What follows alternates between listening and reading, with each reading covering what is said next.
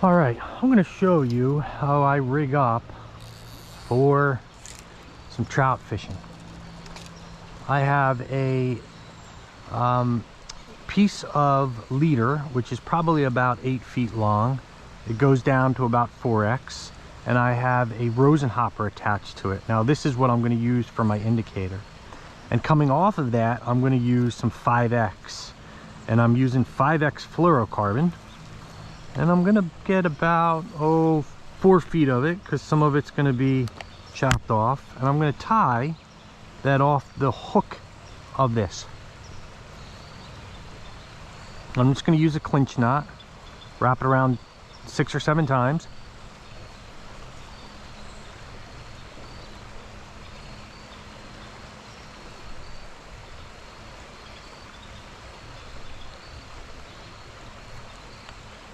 Clinch that down, cut off that tag end.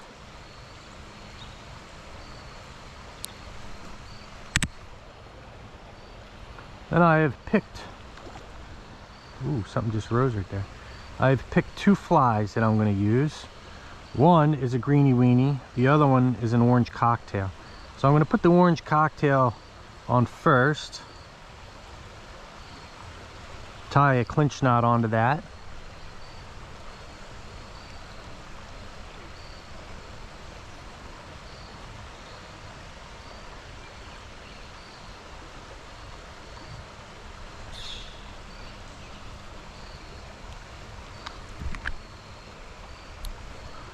And then I'm going to take more 5x, probably, about 18 inches or so.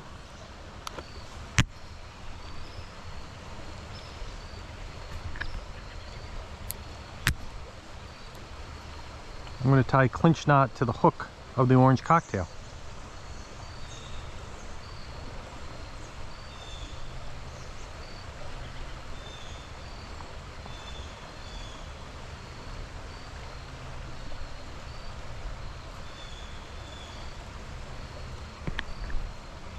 And I'm going to cut the tag off of that. And then I'm going to tie my greeny weenie onto the end of that.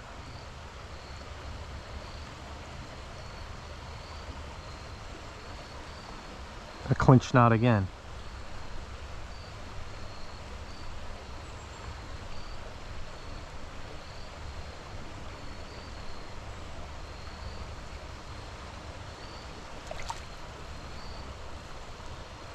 Trout rising all over here.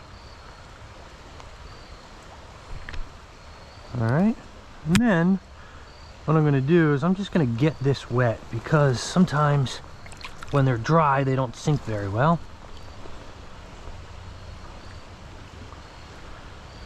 And I'll probably put a little bit of a split shot just to help those flies sink down a little bit quicker. I'm just going to put that above my first fly, probably about 6 inches above. There we go. All right,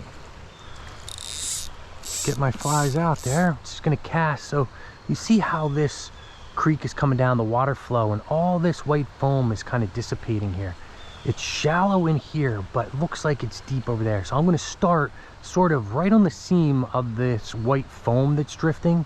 Some of it's drifting really slow. Some of it has a nice cadence of drift. So I'm going to cast over into that area.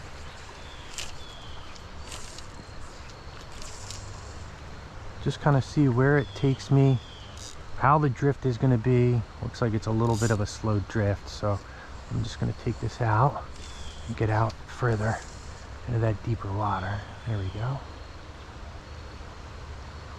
Now what I'm looking for with my indicator is I'm looking for any little movement, a pause or a little bit of a jolt in that indicator. That indicates that someone has it in its mouth.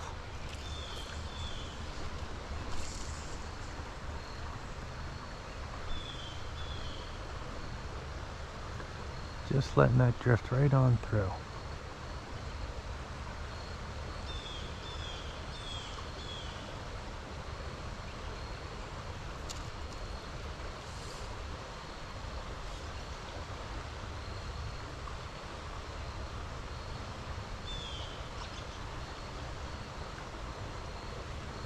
Now that I've worked this inside seam, I'll kind of work over. Oh, leaf. I got so excited.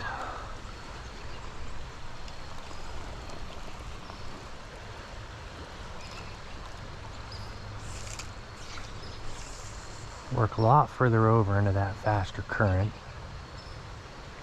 And when I say faster, I mean it's clearly faster than what's drifting here. And in addition to watching my indicator, I have to watch my fly line. Welcome to fall fishing. You catch leaves all the time. I'm getting my fly way over there into that deeper water.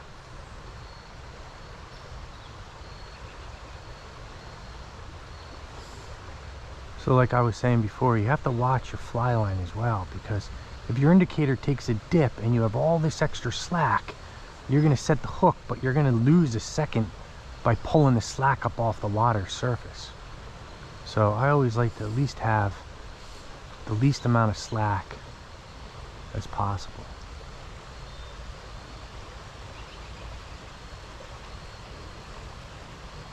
I'll let this drift all the way through in here.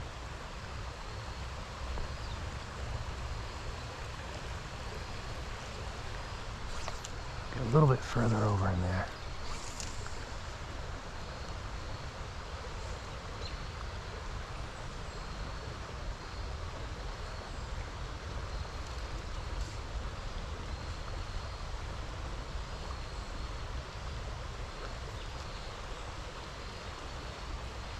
Looks like it's deeper over in this area, so I'm going to let this drift right on through there.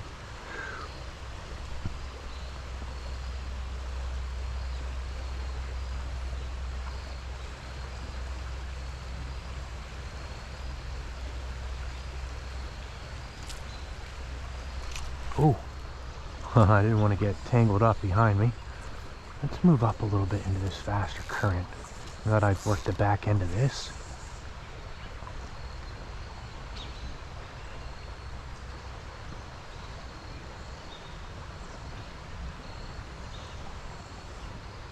I'm just going to slowly take a couple steps up so I can get into this faster current.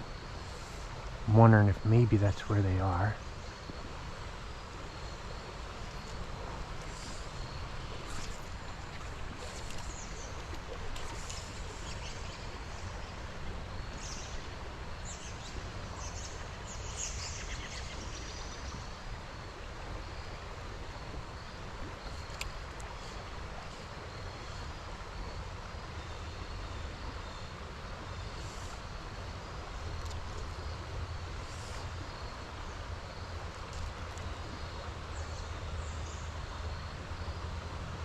The one thing you have to pay attention to when fishing in the fall is sometimes your tippet, as it sinks, it'll land on a leaf, and then your fly is just, you know, not really sinking. It's just drifting right on top of it, surfing on top of a leaf, and your fly is not really getting down into that strike zone.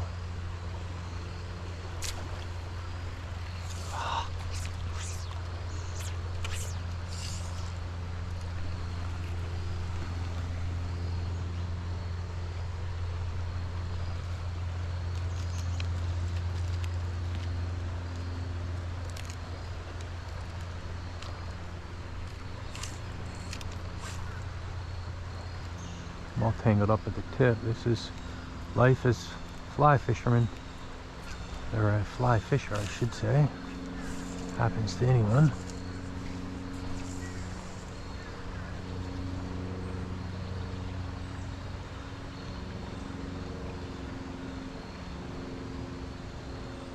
Lots of leaves drifting in that water column.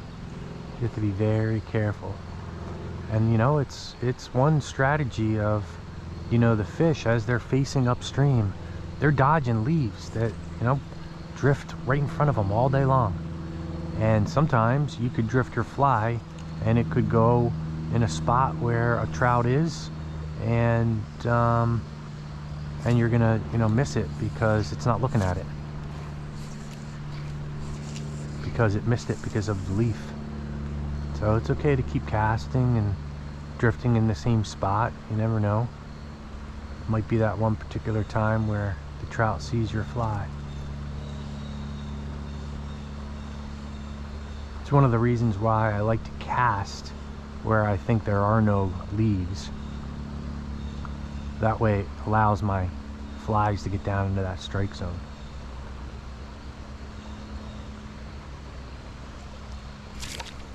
All right.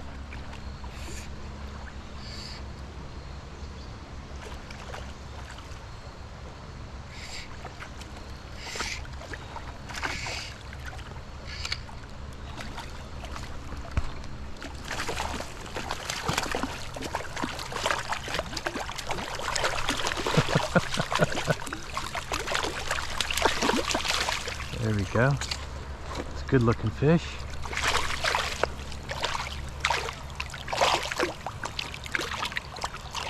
Put that orange cocktail.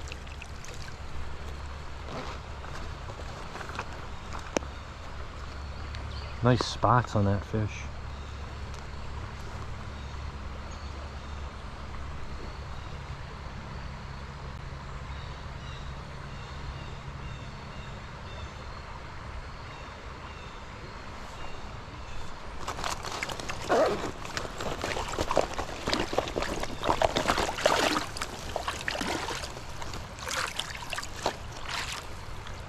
Get this in here.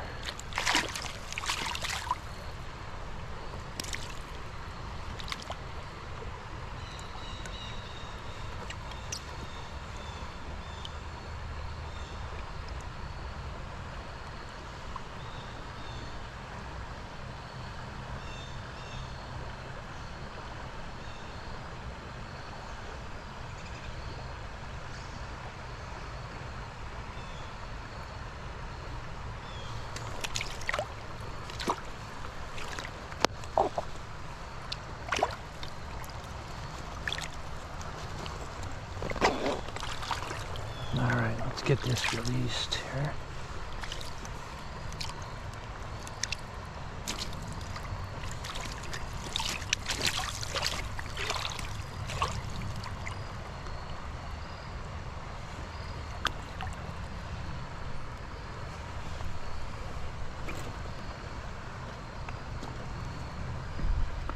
A little underwater release, how about that?